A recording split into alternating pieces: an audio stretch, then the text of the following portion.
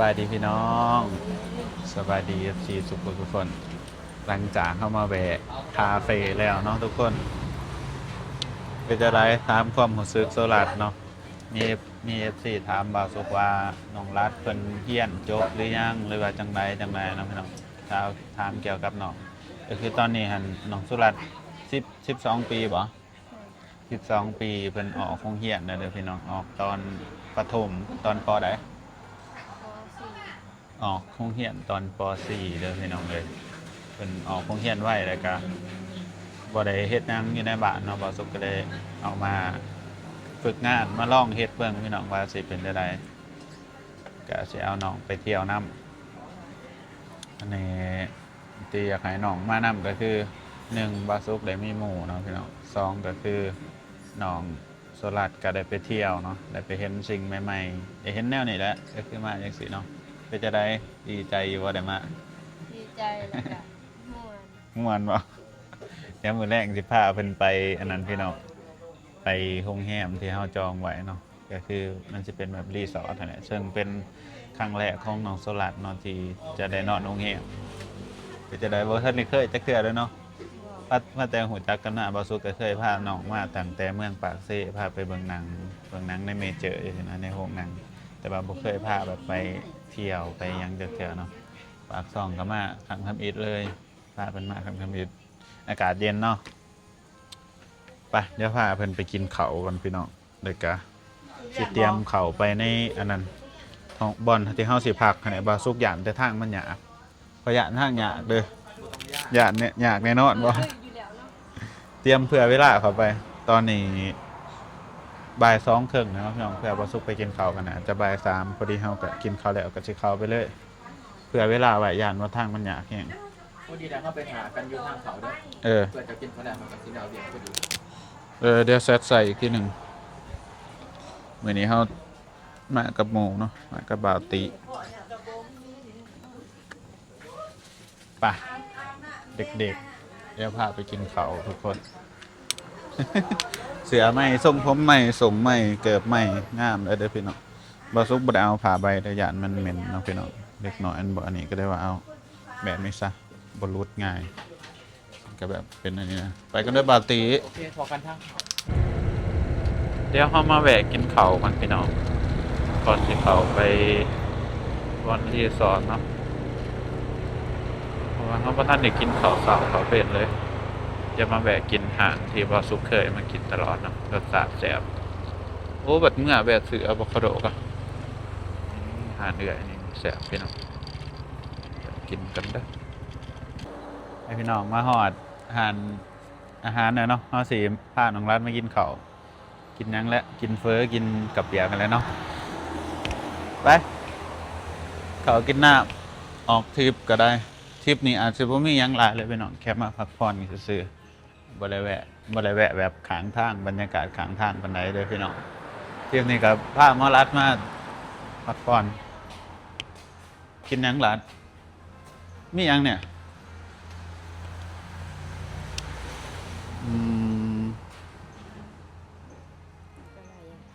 มีเฟอมีผัดกะเพราน้ำก็มีได้ผัดกะเพรางัวก็ได้เอาพิเศษเด้อแล้วก็เฟอถ้วยหนึ่งโดยแมนเฟอเอาธรรมดาเฟองัวโดยไปมานั่งพาวันนี้นั่งกินนี่พี่จังแจงดิ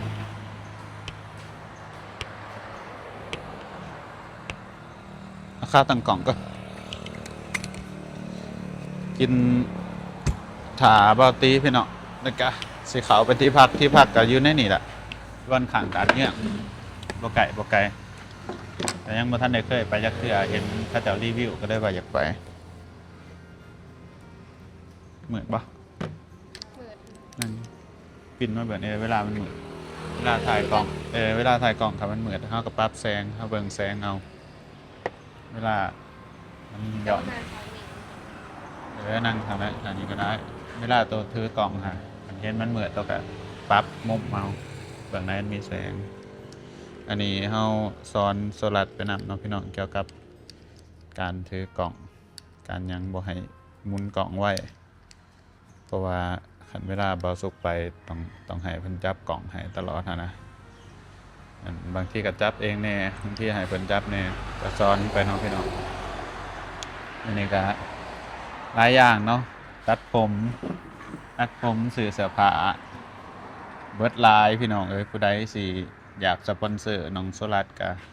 สปอนเซอร์ได้เด้อพี่น้องสปอนเซอร์แบบอยากซื้อเสื้อซื้อหยังให้เพิ่นนะ เพราะว่าซุกไปนะมันไปร้ายมือนะมันต้องใส่เสื้อลายโตแน่อย่างน้อยก็ประมาณ4-5 ชุดแล้วไปพี่น้องเอ้ย4-5 ชุดแบบใส่เบิดแล้วเฮาก็ไปซักเอานะอย่างเช่นเฮาฮอดในเมืองใหญ่มันก็สิมีดอกตู้ซักผ้าแบบเฮาไปใส่บริการกินข้าวมอสลัดกินผัดกะเพราเฮามาแล้วทุกคนโอ้ยอาหารประจำเฮามาปากซองเฮามากินแต่อยู่นี่แหละมาร้านกินเฟอแม่นบ่อาซุกมาปากซองยามใดก็มาแวะกินอยู่นี่แหละอันมันแซ่บดีเนาะได้เฮ็ดแซ่บดีอันนี้อาหารทางเขาตาดจำปีขางตาดฟ้านว่ามีไข่ดาวนำอีกเลย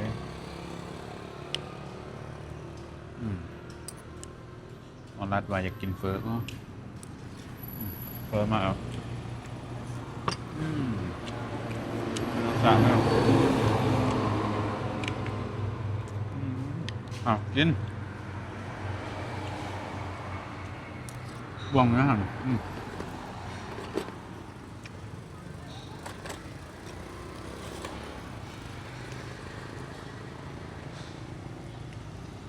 พาลูกชายมาฝึกงานเนาะเป็นตะกล้อง เพราะมันเหมือนอันนี้มันเป็นแค่อะไรวะกล่องธรรมดาใส่ไม่แห้งปวดพาลูกชายมาฝึกงานทุกคนตัดผมแต่งโตพามาเกี่ยวเป็นหมู่โอ้มันเหมือนวะแสงมันแห้งปวดวะเอาทางนี้ดีกว่าพาลูกชายมาฝึกงานกินอย่าปรุงเผ็ดไรเด้อ ปากซองนะทุกคนกินข้าวเพื่อนก่อนไปพักผ่อน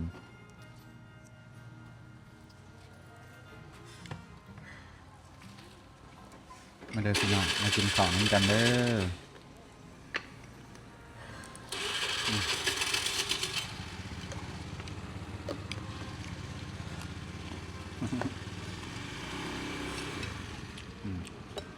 เย็นเอาเ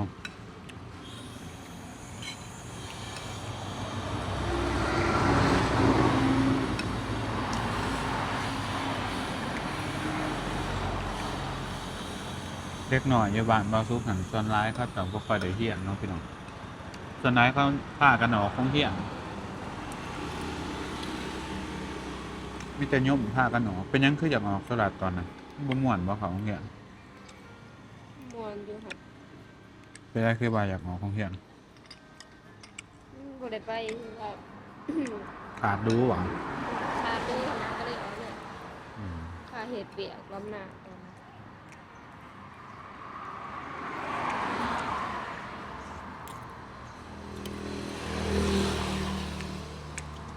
เสียไม่นำได้มาได้บ้าง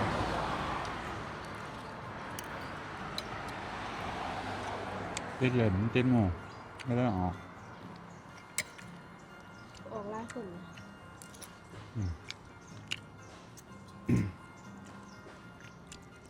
บ่อยากกลับไปเฮียนบ่อยากไปเฮียนอยู่บ่ อืม บ่อยากเฮียนครับบ่อยากเฮียนสัมพี่น้องเอามั้ง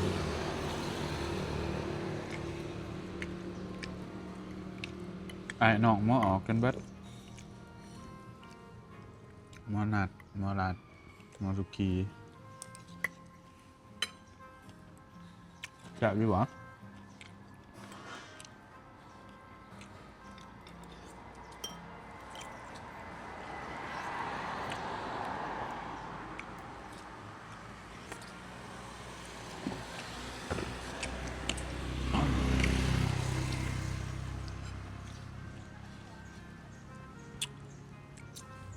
กิน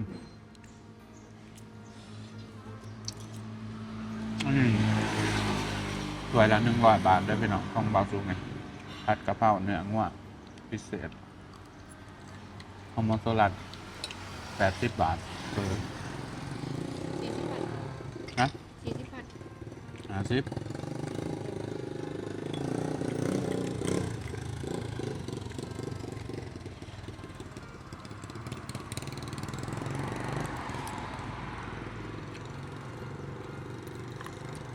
เดินทางเนี่ย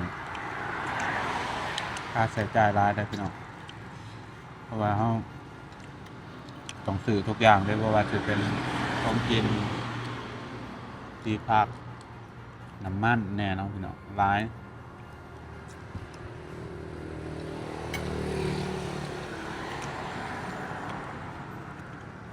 ตำอิดนะบาวซุกคิดว่าสวยส่วนบาวเอไปนั่งบาวเอบาล่ามาส่วนแล้วบาวเอเป็นว่าเป็นบ่มีเงินหั่นนะบาวซุกหันเพื่อนเพิ่นไปว่าบ่ต้องออกหยังซอยบาวซุกมีแต่กลุ่มคาอยู่คากินเพิ่นเองเนาะเพิ่นก็ว่าบ่มีเงินบาวซุกก็ได้ว่าส่วนของรัฐซะของรัฐก็บ่มีเงินคือกันแต่ว่าบาวซุกจ่ายให้ย้อนว่าหมอได้ถ่ายกล่องถ่ายหยังให้เด้ก็เป็นหมู่เบานะ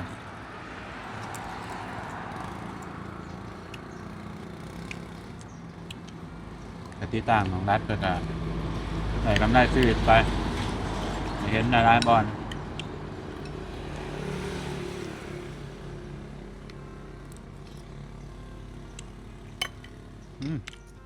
จับไหมไร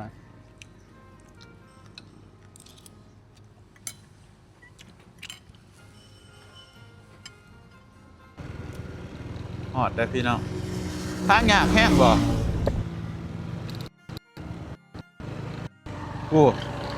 กูอาทิทางแบบนั่นน่ะเลยกู ทางดีเบิร์ดฟังขัดทางดีเบิร์ด เหลือแต่ทางบ่ดี ลองก่อนเบิ้งล่ะ ใช่โอ้คาเฟ่อันนี้ยังทางขึ้นยังโอ้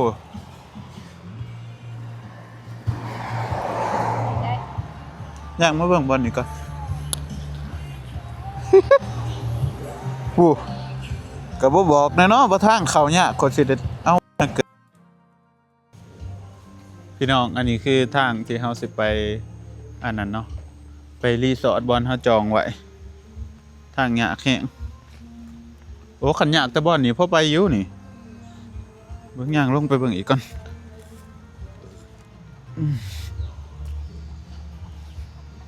เหมือนตะลุยเลยแล้วเนาะบ่ต้องสิขึ้นดอกตอนมาอ่ะ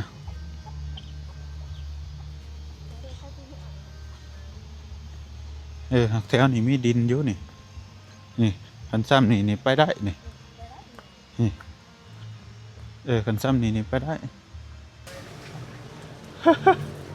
ไปบ่ไหลหรอกรถมอเตอร์ไซค์ข่อยนี่มีแต่เอาอันนี้ไปฝากเอาเลยละเอาไปกิน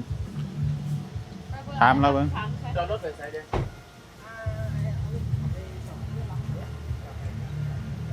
อันนี้รถจักรเด้เอาได้บ่เอารถจักร ทางมันหญ้าแห้งบ่โอ้เขาว่าบ่เอาไปหรอกแต่มันหญ้าจอดเทื่อนั้นเลยนั่งนี่บ่ไปเอารถไปไว้ซะจักอะไรฮะเนาะเดี๋ยวเราก็ไปรถจักรไปจอดเนาะติเอากันนอกไว้นะฝากกันนอกนะบ่มีละเครื่องน้อยเดียวนะเอามาเขาทุบกระจกเอากันนอกกูติไปทุกคนเดี๋ยวเราเอาอันนี้ไปจอดไว้ก็เนาะทางมันโล่งยากหลายมันนั่นเป็นทางอันนั้นเลยบีบากไปเลยเนาะก็เลยว่าสิเอารถจักรไปจอดไว้จอดใช้เฮือนหลังนี่มันบ่ร รถมันจอดไว้เนาะจอดไว้อยู่เพื่อนเพิ่นว่ามีบ่อนจอดขอบใจเด้ออันนี้เป็นบ่อนจอดไว้สำหรับรถจักรที่นั่นเนาะขี่รถจักรมาผู้ใดขี่รถจักรมาก็มาจอดไว้เพราะฉะนั้นไปบ่ได้เด้มันทางยากหลาย แต่ว่าเพิ่นมีบริการรถมาเอาอยู่เนาะพี่น้องมาเอาเหาะในนี้เลยไปทุกคนเอาสินั่งรถไปกับเพิ่นเนาะสบายดี ตั้งไปหยังแห้งบ่ โทรศัพท์อาม่าอยู่บ่ โทรศัพท์โตหะบ่ได้เอามาแล้ว จะสิไปเอาบ่ไปเอากับแลนด์ไปเอาพี่แป๊บหนึงไว้ให้เพิ่นถ่าอยู่ในอันนั้นมันสิปลดบ่รถใหญ่แล้วเนาะ โทรศัพท์อยู่เนี่ย เด็กปั่นบ่สู้ เด็กปั่นคอยลืมโทรศัพท์พี่น้อง ดีได้พวกจุเจ้าบ่เห็นตอนมันส่งพร้อมสร้าง เบิ่งในคลิปเอา แต่ทุกคนเขาสิเข้าไปข้างในเนาะเข้าไปในที่พักเพิ่นเอารถออกมาเอาเฮาทางมันเละเกินนี่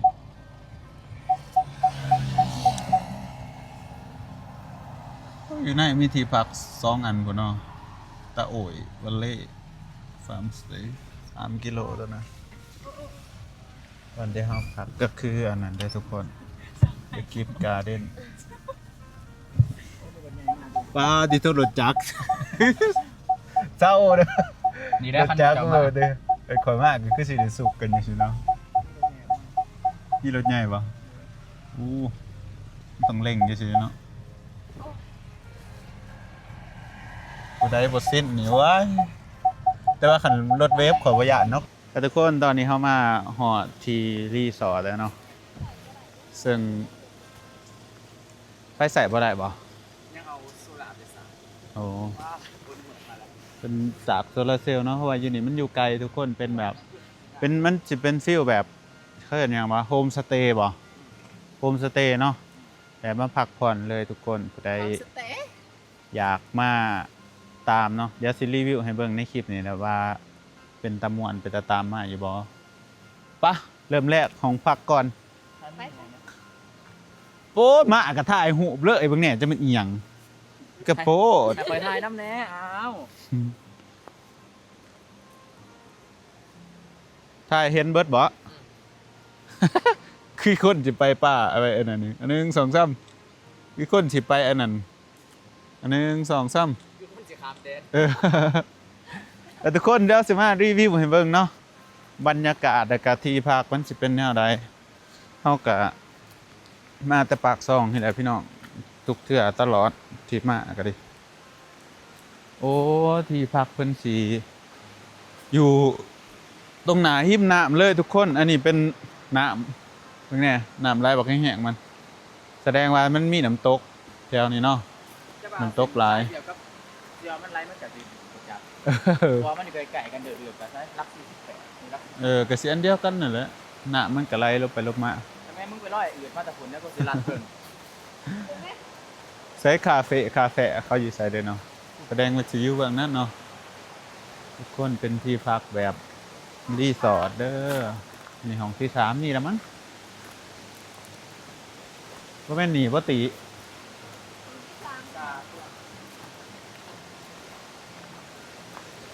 ที่พักเพิ่นมามีทั้งหมด10ห้องพี่น้องมี10ห้องให้ลูกค้าพัก ที่5สมมุติหรือที่3 ที่ร้านนี่ รักที่3เบิ่งหา โอ้ นี่อันนี้คือบอลที่เขาจองมาเนาะทุกคน เป็นห้อง3 คน มาสิมารีวิวให้เบิ่งว่าห้องเป็นแนวใดหมอสลัดนอนห้องแฮมครั้งแรก เย้เย้เย้ บ่ได้ปดเจอ เนาะพดเกิดอยู่แล้วมาที่พักแล้วทุกคน เอาพดเกิดไว้ข้างนอก ที่พักก็งามเนาะแต่ว่าเสียอย่างเดียวคือทางเขามามันยากพี่น้อง แต่ว่าก็บ่เป็นหยังเพราะว่าเพิ่นมีอันนั้นมีบริการไปรับเฮาเด้มันก็โอเคอยู่พี่น้องเพราะว่าเฮาบ่ได้ขับรถเข้ามาเองเฮามีแต่จอดรถไว้ เป็นหมด เออ